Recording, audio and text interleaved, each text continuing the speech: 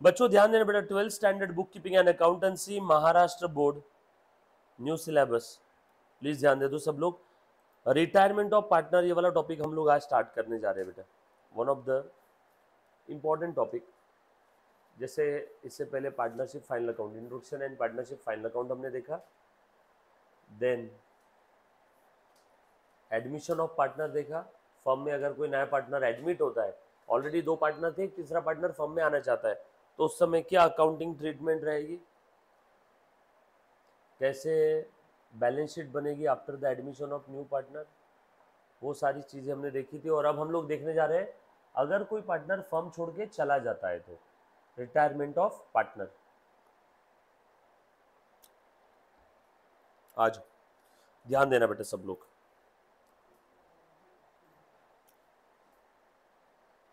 ध्यान दो मुन्ना, हेडिंग दे दो एक प्यारा सा, retirement of partner, retirement of partner.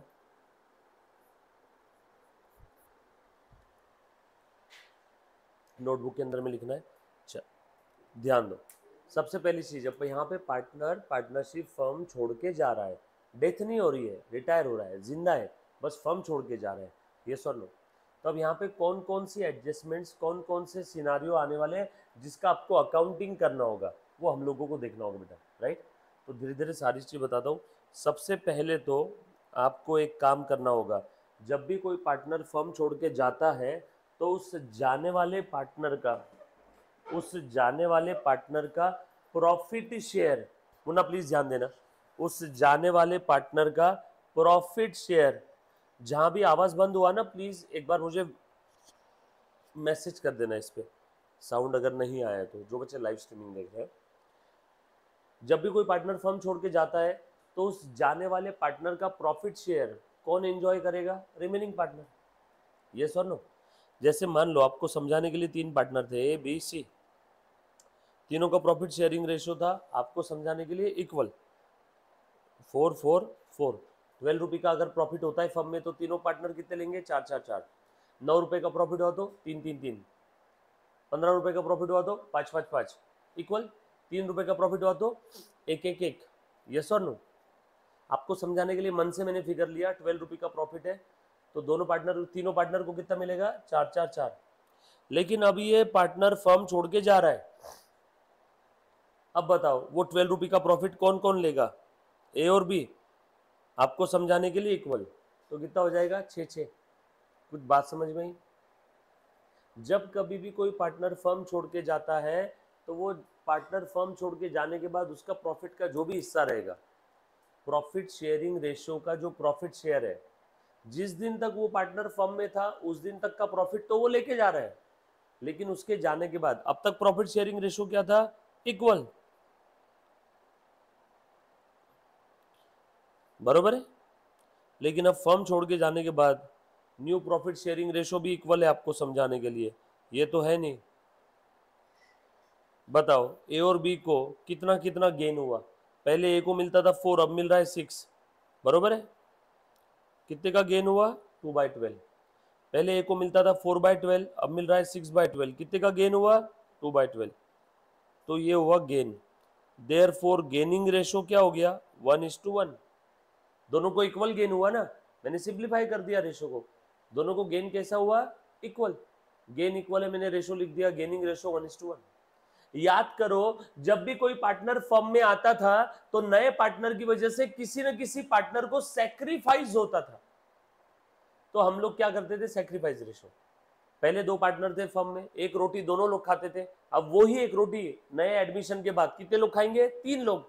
तो किसी न किसी एग्जिस्टिंग पार्टनर को जो पहले आधी आधी रोटी मिलती थी अब कम कम मिलेगी ना, तो एडमिशन की वजह से सैक्रिफाइस होता है किसी एग्जिस्टिंग पार्टनर को, और रिटायरमेंट की वजह से गेन होता है। आपके भी घर पे आपका बड़ा भाई या बड़ी बहन है, अभी वो पढ़ रहे हैं, उनके लिए एक स्पेशल कमरा है, जैसे ही वो हायर स्टडीज के लिए कहीं बाहर चले जाएंगे तो उनका कमरा किसको मिल जाएगा, आपको, तो क्या हुआ, आपको गेन। तो ठीक उसी प्रकार से अगर कोई पार्टनर छोड़ के चला गया तो अब प्रॉफिट कितने लोगों में बटेगा, 3 में से एक गया तो प्रॉफिट कितने में बटेगा, 2 में। तो प्रॉफिट शेयर बढ़ जाएगा कि नहीं उनका, यस और नो। तो जब भी कोई पार्टनर छोड़ के जाता है तो उस समय गेनिंग रेशो निकालते हैं, और जब भी किसी पार्टनर का एडमिशन होता है तो उस समय सैक्रिफाइस रेशो निकालते हैं। ये बात अपने दिल दिमाग डीएनए में फिट करके रख लेना। एडमिशन का बोला तो वर्किंग नोट में कौन सा आ सकता है, सैक्रिफाइस रेशो। ये अगर रिटायरमेंट ऑफ पार्टनर या डेथ ऑफ पार्टनर बोला, रिटायरमेंट और डेथ की 90% चीजें सेम है। रिटायरमेंट ऑफ पार्टनर और डेथ ऑफ पार्टनर में 90% चीजें सेम है। एक केस में रिटायरमेंट में पार्टनर जा रहा है, डेथ में भी पार्टनर जा रहा है, दोनों भी केस में पार्टनर जा रहे हैं। सो दोनों केस में जो एडजस्टमेंट है वो 90% सेम रहेगी। डेथ में बस एक आध एडजस्टमेंट आई तो एक्स्ट्रा रहेगी, बाकी अदरवाइज मैक्सिमम एडजस्टमेंट सेम रहने वाली है। इसलिए रिटायरमेंट में अच्छे से ध्यान दो तो डेथ ऑफ पार्टनर भी अपने आप समझ में आ जाएगा, राइट। सो रिटायरमेंट के समय हम लोग क्या निकालेंगे बेटा, सबसे पहले गेनिंग रेशो। अगर कोई पार्टनर फर्म छोड़ के जाता है तो उस जाने वाले पार्टनर के बाद जो भी बचा हुआ प्रॉफिट शेयर रहेगा वो रिमेनिंग पार्टनर आपस में शेयर करेंगे। तो रिमेनिंग पार्टनर को गेन होगा कि नहीं होगा, तो जिस जिस पार्टनर को गेन हुआ, जिस जिस पार्टनर को गेन हुआ वो पार्टनर जाने वाले पार्टनर को क्या देगा, गुडविल देगा। एडमिशन के वक्त हम लोग गुडविल लेते थे। मान लो कोई तो फर्म है, 5 साल से फर्म में ए और बी दो लोग पार्टनर है, आज 5 साल बाद एक तीसरा पार्टनर फर्म में आना चाहता है सी, तो सी से हम लोग कैपिटल भी लेंगे और उसको बोलेंगे भैया गुडविल भी दे। इतना आसान है क्या किसी एग्जिस्टिंग फर्म के अंदर में पार्टनर बन जाना? आपको अच्छा खासा पैसा एक्स्ट्रा देना पड़ेगा, आपको पैसा एक्स्ट्रा देना होगा। एक्स्ट्रा पैसा किस चीज का, गुडविल का। सो एडमिशन के समय हम लोग गुडविल लेते हैं, रिटायरमेंट और डेथ के समय गुडविल देते हैं। जब पार्टनर फर्म में आ रहा था तब हमने उससे क्या लिया था, गुडविल। अब वो पार्टनर फर्म छोड़ के जा रहा है तो अब जाने वाला पार्टनर क्या लेके जाएगा, उसकी गुडविल। कुछ बात समझ में आ रही क्या? और गुडविल किस किस से लेगा, जो कोई भी उस जाने वाले पार्टनर के प्रॉफिट शेयर के मजे ले रहा है उससे जाने वाला पार्टनर गुडविल लेगा।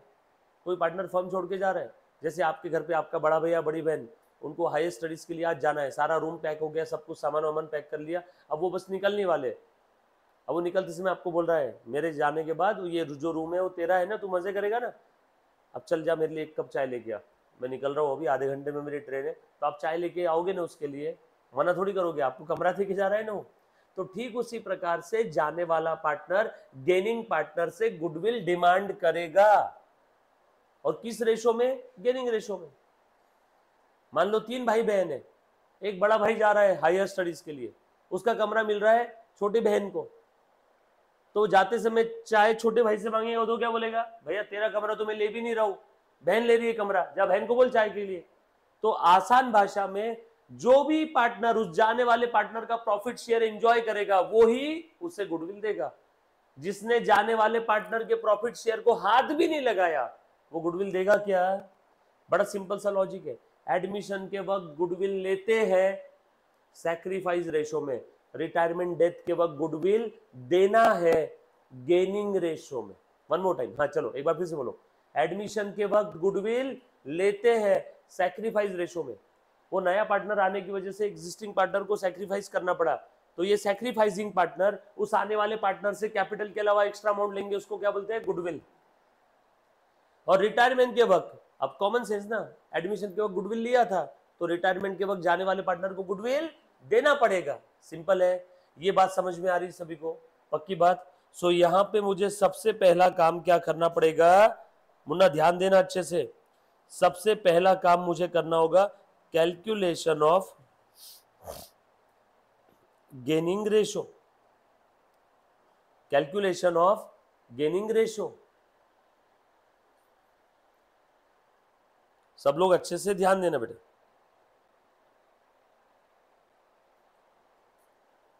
राइट, अब गेनिंग रेशो कैसे निकालेंगे बताओ, old ratio minus new ratio. मुझे पहले मिलता था 2, अब ये पार्टनर छोड़ के जा रहा है तो उसके बाद मुझे मिल रहा है 3, बताओ गेन कितने का हुआ, 1। अब फॉर्मूला में पड़ जाते हैं बच्चे, काफी बार प्लस माइनस साइन में अटक के रह जाते हैं। मेरा बोलना है गेनिंग और सैक्रिफाइस रेशो बहुत आसान है। पहले के कंपैरिजन में अभी ज्यादा मिल रहा है तो गेन, पहले के कंपैरिजन में न्यू में कम मिल रहा है तो सैक्रिफाइस। मुझे पहले से ज्यादा मिल रहा है तो क्या हुआ, गेन। ओल्ड के कंपैरिजन में न्यू में कम मिल रहा है तो क्या हुआ, सैक्रिफाइस। ओल्ड के कंपैरिजन में न्यू में ज्यादा मिल रहा है तो क्या हुआ, गेन। ये बात समझ में है सभी को? तो गेनिंग रेशो निकालना है। इस गेनिंग रेशो के भरोसे क्या करेंगे मुन्ना हम लोग, बताओ जरा? Treatment of goodwill. सर क्या रहेगी गुडविल की ट्रीटमेंट? अभी लिखवा के देता हूं, लिखो।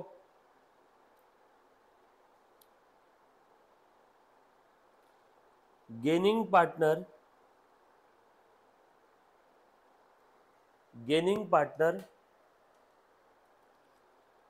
will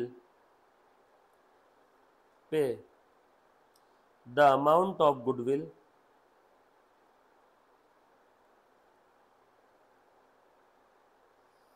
to the retiring partner in gaining ratio। इसीलिए हमने सबसे पहले गेनिंग रेशो निकाला, वरना मुझे थोड़ी शौक था गेनिंग रेशो सबसे पहले निकालने का। जाने वाले पार्टनर को गुडविल मिलेगा। एडमिशन के वक्त हम लोग, इनकमिंग के वक्त हम लोग क्या करते थे, नए पार्टनर से गुडविल लेते थे, राइट? चलो आगे, पक्का? उसके बाद आप ध्यान से सुनना, जब कभी भी कोई पार्टनर फर्म में आता था, याद आएगा अपना एग्जाम्पल? देखो ध्यान से सुनना बेटा, ये देखो, ये दो लड़कियां एक रूम में रह रही है, एक नई लड़की इस रूम में अब एंटर करने वाली है, पीजी बोल के। ये दो लड़कियों का रूम है, ये दोनों लड़कियां पीजी से रहती है। अब एक तीसरी लड़की आने वाली है, लैंडलॉर्ड ने बोल दिया तीसरी एक और लड़की आने वाली है, साथ में रहेगी तुम्हारे। तो तीसरी लड़की को रूम के अंदर में एंट्री देने के पहले ये लोग क्या करेंगे, ये अपना अपना सामान ये अपने वार्डरोब में रख देगी, ये इसका सामान इसके वार्डरोब में रख देगी, पूरा रूम क्लीन कर देगी। मतलब रूम के अंदर में जो भी पैसे, कॉस्मेटिक्स, इनका सोने चांदी का सामान रखा होगा, जो ये अपीयरेंस और ये एक्सेसरीज वगैरह क्या क्या रहते हैं, वो सब अपने अपने वार्डरोब में रख देंगे, पूरा रूम क्लीन। और अब उसको बोलेंगे चल भैया बंदर आ जा। अब ये रूबी रूम में आ गई, अब 3 लोग रूम में रह रहे, ठीक है? ये इसका वार्डरोब है, ध्यान से सुनो। अब ये पार्टनर रूम छोड़ के जा रहा है, बाकी अब तीनों ने फिर अपना अपना सामान मिलके यूज करना शुरू कर दिया। तीनों वो रूम के अंदर में तीनों के कॉस्मेटिक्स, तीनों का कुछ और कुछ पहनने वगैरह के सामान जो कॉमनली यूज कर सकते हैं वो रूम में पड़े। अब ये पार्टनर बोल रहा है मैं फर्म छोड़ के जा रहा हूँ, तो जाते समय ये रूम में जो भी बिखरा हुआ सामान है जो इसका है वो सब लेके जाएगा कि नहीं? रूम के अंदर में उसके पैसे पड़े हैं, कुछ रूम में उसका कचरा अगर पड़ा होगा तो बच्चे पार्टनर क्या बोलेंगे, भैया तेरा कचरा भी साफ करके जा, तेरे तू पैसे लेके जा रहा है, तेरे काम की चीजें लेके जा रहा है तो कचरा भी साफ करके जा। तो ठीक उसी प्रकार से एडमिशन के वक्त नए पार्टनर को एडमिट करने के पहले, नए पार्टनर को फर्म में एडमिशन देने के पहले ओल्ड पार्टनर ने old reserve surplus old ratio में लिया था ना। ओल्ड पार्टनर ने ओल्ड रिजर्व सरप्लस, उस समय जो बैलेंस शीट में रिजर्व सरप्लस था वो ओल्ड पार्टनर्स ने ओल्ड रेशो में अपने अपने कैपिटल में ट्रांसफर कर लिया था। तो ठीक उसी प्रकार से रिटायरमेंट के वक्त भी ये पार्टनर जाने के पहले सबको बोल देगा हर कोई अपना अपना रिजर्व सरप्लस ले लो, यस और नो। तो एक रिजर्व सरप्लस का भी एडजस्टमेंट रहेगा। सो यहाँ पे लिखो adjustment of reserves and surplus. याद आया क्या एडमिशन के वक्त जो देखा था? ऑब्लिक प्रॉफिट और लॉस और फिक्टिशियस एसेट, फिक्टिशियस एसेट क्या है बेटा ये एडजस्टमेंट? वो भी लिख लो आगे। Distribution of reserve surplus profit loss fictitious asset among the existing partner in existing ratio, among the existing partner in existing ratio। ये बात समझ में आई बेटा सभी को? पुराना प्रॉफिट, पुराना लॉस, पुराने पार्टनर, मतलब ये छोड़ के जाने के पहले, रिटायरमेंट के पहले जितने भी एग्जिस्टिंग पार्टनर है सब आपस में डिस्ट्रीब्यूट कर लेंगे क्या? Yes, clear? उसके बाद लिख लिया बेटे सभी? जिस प्रकार से एडमिशन के वक्त रिवैल्यूएशन हुआ था असेट्स और लायबिलिटी का, याद आया क्या? नया पार्टनर बोलेगा ना, मैं जब एडमिट हो रहा था तब तो तुमने बड़ा रिवैल्यूएशन खेला था ना, अब मैं छोड़ के जा रहा हूं तो चलो फिर से रिवैल्यूएशन करो और मुझे उस रिवैल्यूएशन का प्रॉफिट लॉस भी मिलना चाहिए। समझ में आया क्या? मैं एक फर्म में पार्टनर हूं, उस फर्म के अंदर में मैं पिछले 10 साल से पार्टनर हूं, आज मैं उस फर्म को छोड़ के जा रहा हूं। उस फर्म के अंदर में एक लैंड परचेस की थी 10 साल पहले हम तीनों ने मिलकर, वो लैंड तब खरीदी थी 10,000 की, 12,000 की, 12,000। आज वो लैंड की कीमत 12 करोड़ है। अब मैं छोड़ के जा रहा हूँ तो एक पार्टनर ने मुझे बोला देख वो लैंड 12,000 की खरीदी थी, ये ले तेरे 4,000, निकल यहाँ से। मैं 4,000 लेके निकलूंगा क्या? मैं बोलूंगा भैया रुक, क्या ये तो बुक वैल्यू है, रीवैल्यू कर लैंड को, आज की वैल्यू पे लेके आ, 12 करोड़ चल दे मुझे 4 करोड़। समझ में आया क्या? तो एडमिशन के वक्त जब रीवैल्यू किया था तो रिटायरमेंट के वक्त भी, डेथ के वक्त भी रीवैल्यूएशन होगा। और मैं छोड़ के जाने के पहले बोलूंगा सारी एसेट्स का रीवैल्यू करो, सारी लाइबिलिटीज का रिवैल्यूएशन करो और मुझे रिवैल्यूएशन का प्रॉफिट लॉस देना पड़ेगा आप सबको। सही है ना भैया? आज वो लैंड की कीमत 12 करोड़ है, हम तीनों इक्वल पार्टनर है, मैं फर्म छोड़ के जा रहा हूं, या तो मुझे लैंड दे दो या तो लैंड का जो मेरा हिस्सा है उतना पैसा दे दो। उसको बोलते हैं रिवैल्यूएशन, प्रॉफिट और लॉस। तो ये भी कर लो, लिखो बेटा distribution of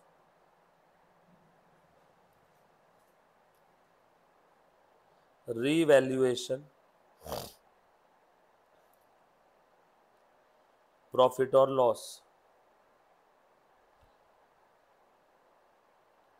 among existing partner in existing ratio, PSR profit sharing ratio, PSR profit sharing ratio. PSR यानी क्या? Profit sharing ratio. उसके बाद जिस प्रकार से एडमिशन के वक्त ऐसा बोला जाता था नए पार्टनर के कैपिटल को बेस लेकर के सारे पार्टनर का capital new profit sharing ratio में रहेगा, याद आया क्या? Adjustment of the capital, 2-3 question में मैंने वो एडजस्टमेंट मार्क करके बताया था अलग से। पार्टनर्स के कैपिटल को एडजस्ट करना है न्यू पीएसआर में, तो हम लोग क्या करते थे, नए पार्टनर ने इतने शेयर के लिए इतना कैपिटल लाया तो बचे हुए दोनों पार्टनर का प्रोपोर्शनेट कैपिटल कितना रहेगा, और वो प्रोपोर्शनेट कैपिटल आते ही हम लोग पहले क्लोजिंग कैपिटल में लिख देते थे और balancing figure 2 cash by cash, 2 loan by loan. याद आ रहा है क्या? ऐसा कुछ करते थे। तो ठीक उसी प्रकार से यहाँ पे भी फिर से पार्टनर्स कैपिटल का adjustment.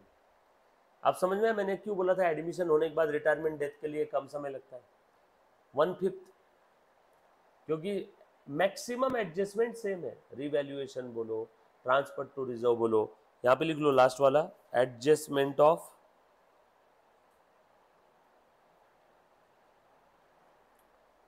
Partners capital account, adjustment of partners capital account as per profit sharing ratio. But हाँ, किसी ने एडमिशन अगर देखा ही नहीं तो थोड़ी सी मुश्किल आ सकती है, राइट? लिखा सभी ने? चले आगे, डन? आ जाओ।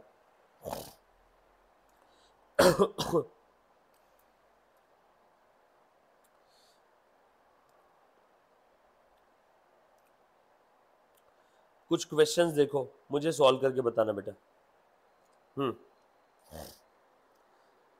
ए B C share profit and losses in the ratio 4:1। 3 partner है, उनका प्रॉफिट लॉस वो लोग शेयर कर रहे हैं in the ratio 4:2:1। If B retires what will be the new ratio? अगर बी रिटायर हो रहा है तो न्यू रेशो क्या रहेगा? ध्यान से सुनना, ए बी सी रेशो क्या है? 4:1। इस प्रश्न में बस इतना ही बोला है, B retires then what will be the new ratio. कुछ ऐसा बोला है, बी का शेयर रिमेनिंग पार्टनर बी छोड़ के जा रहा है, बी का प्रॉफिट शेयर कितना है बेटा? इसमें कौन रिटायर हो रहा है? बी। बी छोड़ के जा रहा है, बी का प्रॉफिट शेयर कितना है बेटा? 2। ये टू कौन कौन पार्टनर मजे लेने वाला है बी के जाने के बाद, इसके बारे में कुछ बोला है? नो।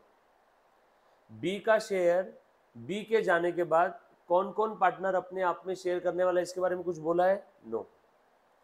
तो फिर सबसे आसान क्वेश्चन हो गया है, बी छोड़ के जा रहा है ना, हाँ जा, नया रेशो आ गया 4:1।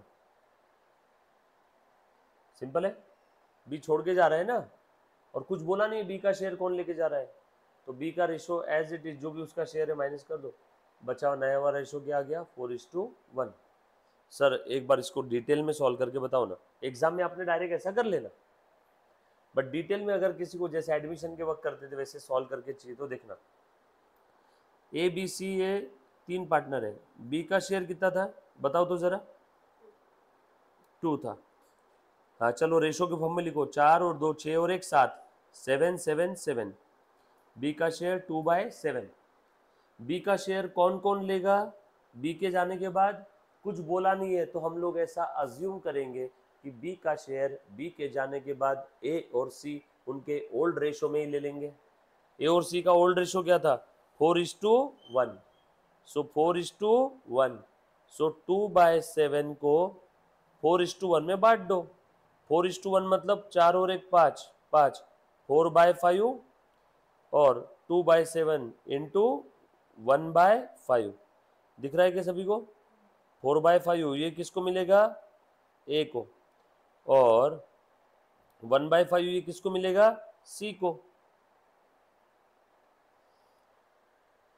बी का शेयर बी के जाने के बाद कौन कौन एंजॉय कर रहा है इसके बारे में कुछ नहीं बोला है, तो ओल्ड रेशो में ही बी का शेयर बढ़ जाएगा। ओल्ड रेशो क्या था ए और सी का 4 और 1। चलो बताओ कितना आया 8/35। इधर बेटा 2 कितना है बताओ 35। कैसे आया 2 × 4 8, 2 × 1 2, 7 × 5 35, 7 × 5 35। चलो दे दो तो, ए और सी को गेन हुआ ना, गेन कितना गेन हुआ ए को, और सी को कितना गेन हुआ, ए को 8/35 और सी को 2/35। डिनोमिनेटर सेम कर दूं क्या, 35 कर देता हूँ, 5 से मल्टीप्लाई करना होगा, जो नीचे किया सेम ऊपर करो, यहाँ पे भी 5 से मल्टीप्लाई करना होगा। रेशो में जो चीज से नीचे मल्टीप्लाई किया सेम चीज से ऊपर भी मल्टीप्लाई किया, तो कोई फर्क पड़ने वाला है क्या? हाँ चल बता बेटा कितना आया 4 × 5 20, 20 में से 8 चले गए, बोलो बचा कितना 12/35। सॉरी चले नहीं गए, उल्टा मिल गया, इसको गेन हुआ है ना इस बार। हर बार की आदत रहती है अपने को माइनस करने का, इस बार क्या हुआ है gain.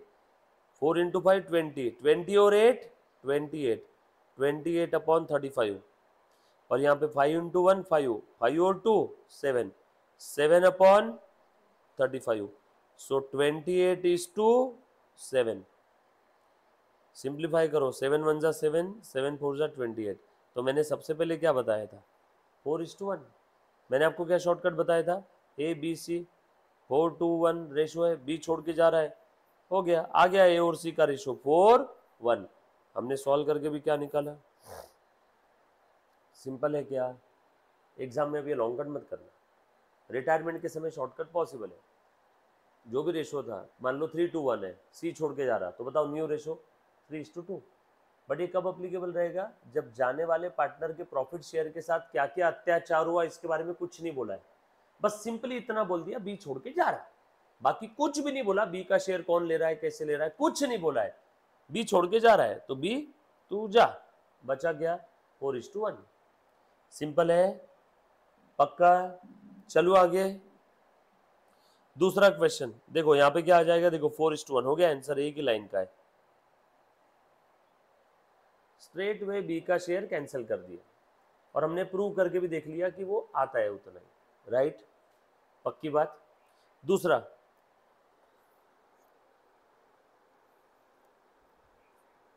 XYZ share the profit and losses equally. XYZ shares the profit losses equally. Z retires and his share is acquired by X and Y. अच्छा, इस बार सिंपल वर्ड में नहीं बोला कि बस Z रिटायर हो गया, अगर सिर्फ इतना बोला रहता जेड रिटायर, आगे का कुछ होता ही नहीं, तो रेशो क्या आता बताओ तो? तीनों का रेशो इक्वल है ना, एक्स वाई जेड, और बस इतना ही बोला रहता जेड रिटायर, तो रेशो क्या आ जाता? न्यू। बट आगे और क्या बोला इस बार देखना जरा, आगे बोला है Z retires and his share is acquired by X and Y in the ratio 3:1। ओ हो, देखो क्या हुआ है, Z रिटायर हो गया, Z का रेशो कितना है बेटा बताओ तो? 1:1:1, 3, ये ओल्ड रेशो, Z का रेशो 1/3, और ये Z का रेशो कौन कौन ले रहा है? X और Y, कौन से रेशो में है? 3:1 के रेशो में। सो 3/4, 1/4, तीनों और एक की टोटल 4 ना, 3:1 मीन्स 3/4, 1/4। चलो कौन कौन ले रहा है? एक्स और वाई। सो एक्स को कितना मिला बेटा बताना? 1/3 इंटू 3/4। अरे बाबा 1/3 को इस रेशो में बांटना है, जो भी फिगर को जिस रेशो में बांटना है वो फिगर मल्टीप्लाइड बाय रेशो कर लेते कि नहीं हम लोग? 1/3 इंटू 3/4, फिर से 1/3 इंटू 1/4, बताओ कितना आया? 3/12, 1/12। तो x को कितना मिला? 3/12। y को कितना मिला? 1/12। गेन हुआ ना, 3/12, 1/12, आ गया न्यू रेशो। चलो दो रेशो की टोटल करना है, x को पहले मिलता था 1/3, x को और कितना मिल रहा है? 3/12, तो 1/3 plus 3/12 is equal to 1/3 plus 1/12 is equal to, निकालना पड़ेगा। चलो अभी निकाल लेते, इजी एकदम। डिनोमीटर सेम कर लूँ क्या? 12 कर लिया। सो पहले मिलता था 4/12, उसमें 3 और ऐड हो गया तो 7/12। पहले मिलता था 4/12, अब 1 और ऐड कर दिया तो कितना हो गया? सो देयरफॉर न्यू रेशो कितना हो गया? हाँ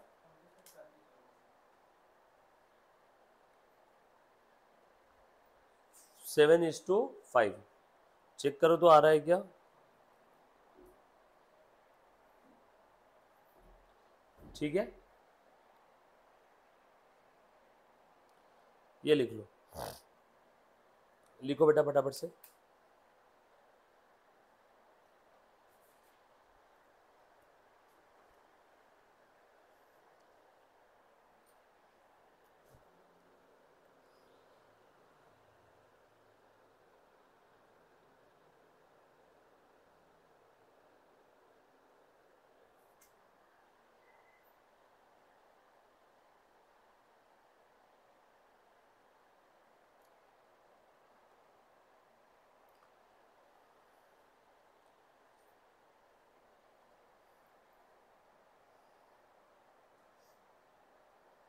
डन।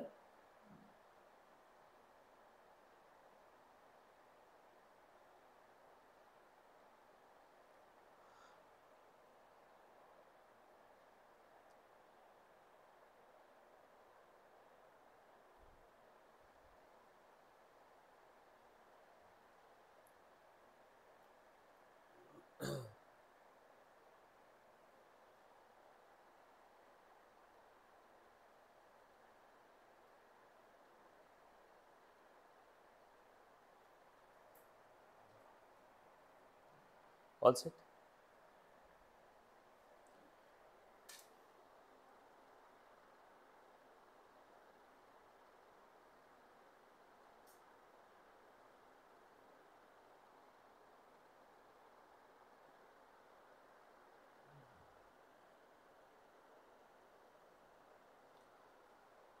नहीं नहीं यार, जानवी के बारे में ऐसा मत बोल सानी का यार,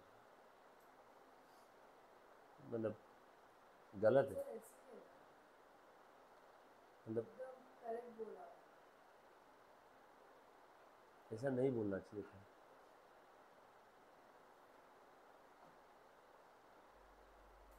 सो रही है वो, सही बोली थी।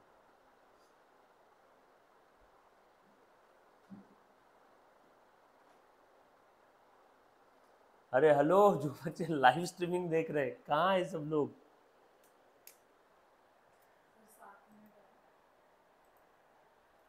चल आ जाओ, इलिस्ट्रेशन नंबर 1 सॉल्व करके बताओ। A, B, C are sharing profit and losses in the ratio 4:3. B retires and A and C share the future profit equally। भाई साहब, इस बार तो न्यू रेशो दे दिया, ओल्ड दे दिया, तो पूछा क्या? Calculate gain ratio. पिछले दोनों क्वेश्चन में आपने क्या निकाला था बच्चों? New ratio. पिछले दोनों क्वेश्चन में आपने क्या निकाला था? New ratio. इस बार क्या पूछा है? बोलो बेटा, इस बार क्या पूछा है हम लोगों को? Gain ratio. बहुत आसान है, चलो लिखो पहले। ओल्ड रेशो क्या है? A B C. Old ratio क्या है बेटा? 4 3 2। 4 3 7 2 9 9 9 9। और न्यू रेशो भी दिया है क्या? न्यू रेशो में क्या दिया है बेटा बताओ? बी रिटायर हो गया तो बी के नीचे डैश करना। बच्चे गलती से आखिरी वाले के नीचे डैश कर देते हैं। और बच्चे दोनों इक्वली ले रहे क्या? B retires and A and C share the future profit equally. A और सी बी के जाने के बाद फ्यूचर प्रॉफिट इक्वली शेयर कर रहे हैं, मतलब वो फ्यूचर प्रॉफिट मतलब न्यू रेशो की बात चल रही है। बी के जाने के बाद ए और सी का रेशो क्या है? वो न्यू रेशो है। वो कैसा है? इक्वल। इक्वल यानी 1 और 1, 1 और 1 की टोटल 2 2। ओल्ड रेशो पता है, न्यू पता है। चलो मुझे बताओ तो गेन किसको कितना हुआ? मुन्ना देख जरा, डिनोमीटर सेम कर दूं क्या? दोनों का डिनोमीटर क्या सेम करेंगे ताकि डेसिमल पॉइंट ना आए कहीं पे भी? बताओ, दोनों का डिनोमीटर 9 हो सकता है क्या? 9 है ना यहाँ पे? नहीं, 9 तो हो नहीं सकता क्योंकि 9 को 2 से डिवाइड नहीं कर सकते। बोल बेटा। Very good, 18। 10 हो सकता है क्या? नो। 10 को 2 से तो डिवाइड कर लूंगा बट 9 से नहीं होगा। 11 होगा क्या? नो। 12 नो। तो 18 सबसे बेस्ट है। 13 नहीं, 14 नहीं। 13 14 2 से डिवाइड हो जाएगा बट 9 से डिवाइड नहीं होगा। तो ऐसी कोई नंबर जिसको 9 और 2 दोनों से डिवाइड कर सके, नियरेस्ट नंबर चाहिए सिंपलेस्ट फॉर्म के लिए। तो 18 कर दूं दोनों का डिनोमिनेटर? जानवी ने बोली नेटवर्क लैग कर रहा है, इसीलिए सानिका तुझे समझा रही थी कल कि जानवी बेटा नेटवर्क लैग होता है तो तू फेस टू फेस आ। बट क्या इसकी तबीयत खराब है क्या आज? बारिश के कारण ही आई। शायद वो ही कारण था, नेटवर्क का और तेरा दोनों का सेम कारण है। तू आई नहीं क्योंकि किसके? मेरे। सानिका ने कुछ नहीं बोला, ऐसा सानिका मेरे को बोलने बोली।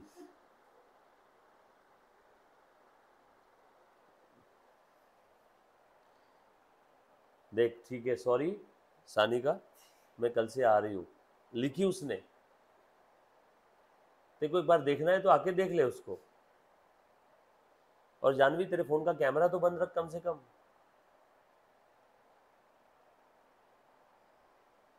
हाँ, मजाक कर रहा था। मैं कोई बच्चों को देख नहीं सकता हूँ जबरदस्ती, और नहीं तो बोलोगे किसने क्या। ये सिर्फ आप मुझे देख सकते हो, रिवर्स वे में नहीं है। मैं किसी भी बच्चे को नहीं देख सकता हूँ, मजाक था। जानवी बोल रहे वही तो। चलो 18 कर दो, कैसे करेंगे? 9 9 से मल्टीप्लाई कर दिया। चलो बता दो कितना हो गया बेटा? पहले कितना मिलता था? 4 इंटू 2 8।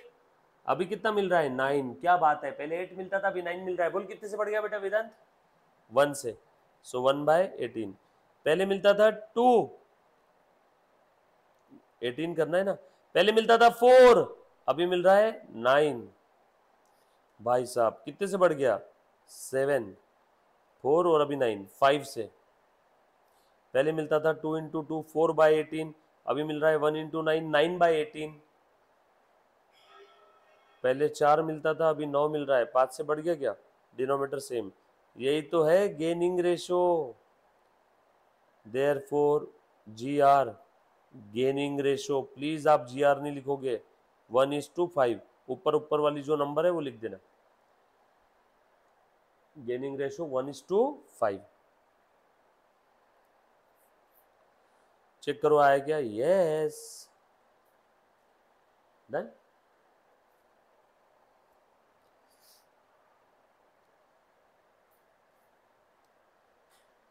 चल उसके बाद लास्ट क्वेश्चन आज का, X Y Z are sharing profit and losses in the ratio 4:3, Z retires, the new ratio of the X and Y is 3:2, calculate the gaining ratio.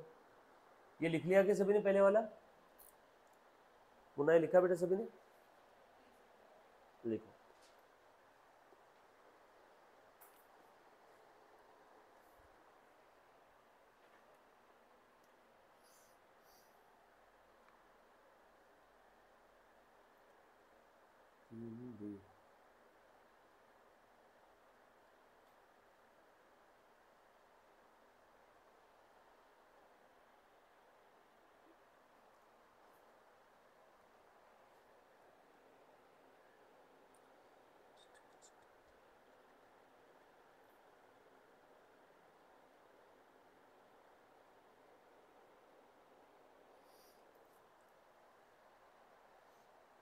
लिखा,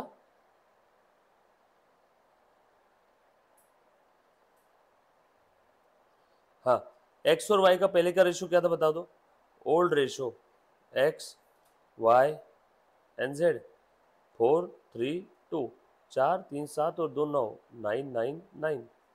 न्यू रेशियो कैसा है, 3:2। कौन retire हुआ है बेटा, Z, 3 और 2 5, 5। डिनोमीटर सेम कर दूं,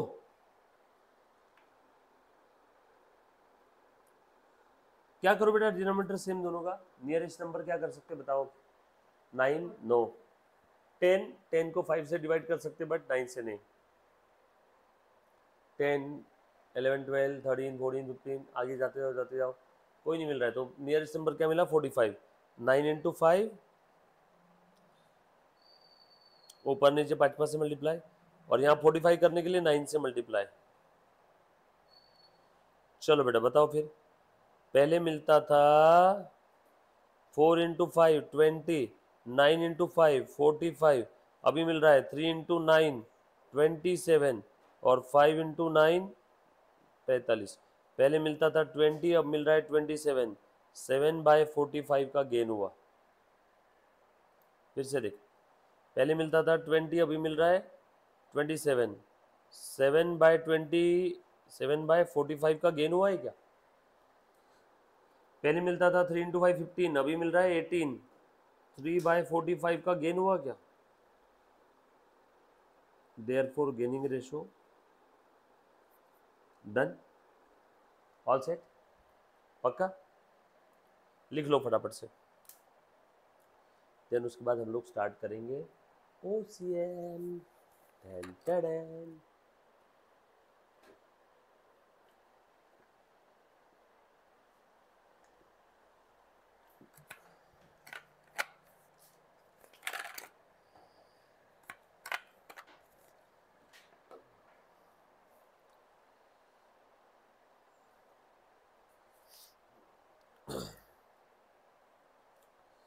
डन।